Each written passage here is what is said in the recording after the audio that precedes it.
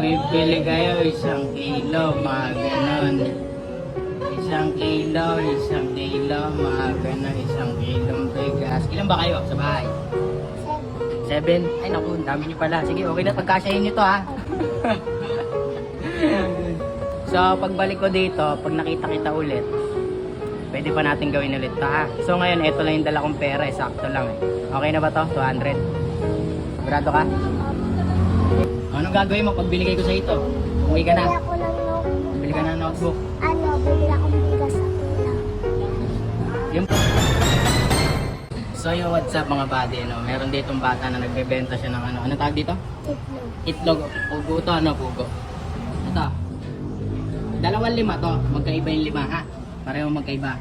Ito yung gold, tas ito yung ano, silver ah. Kailangan pag nahulaan mo kung nasan to, sa itong 100. Okay?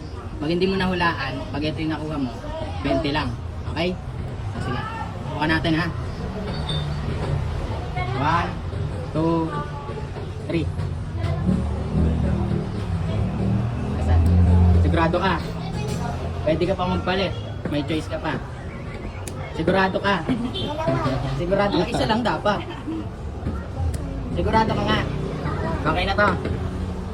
Sigurado? Hindi na dito. Ayaw mo dito? Ayaw mo dito? Hindi ito. Hindi, isa lang dapat. Pipiliin mo isa lang. Sigurado na? Sige. 1, 2. Yan natin ha. Galing ha. Haber mo na. Yan. Meron kang, magkano to? Magkano to? 100. Marunong ka ba tumingin ng mga pera? Baka mamaya, kunin to ng mga kasama mo sa'yo, hindi ba? Parihin niya ng ano mo, bag mo. Hintayin mo na palang benta, dat pala ako binibigyan mo eh. Benta niya yan, huwag mo na Ilang piraso yung pugo mo kanina? 30. 30 piraso. Bali magkano na yung pera mo? Nabilang mo ba yan? Hindi. Si nanay magpapili. Okay. So ayan mga buddy, nahulaan niya kung nasan yung 5 piso na to. Kaya bibigyan natin siya ng 100 pesos. Pero hindi lang ito yung ibibigay natin. No? So ang gagawin mo rito, gusto ko, pag uwi mo, may pagkain na ba kayo pag uwi mo? Wala. Pumipili kayo 1 kilo, mga ganon. 1 kilo, 1 kilo, mga ganon, 1 kilong bigas. Ilan ba kayo sa bahay? 7? Ay naku, ang dami nyo pala. Sige, okay na, pagkasyahin nyo to ha. So pagbalik ko dito, pag nakita kita ulit, pwede pa natin gawin ulit to ha. So ngayon, ito lang yung dala kong pera, sakto lang eh. Okay na ba to? 200?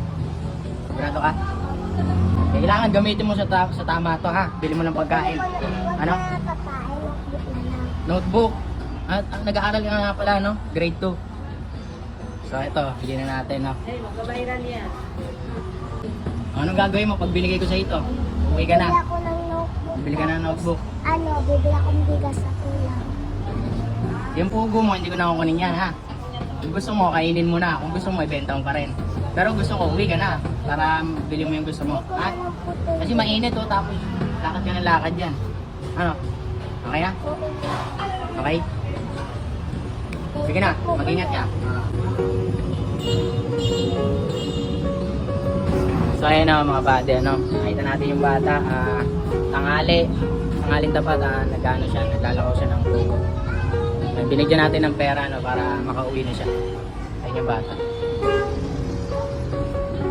So yun lang mga buddy, ano? Pag may mga nakita tayong ganyan, huwag tayong mahiya na tumulong.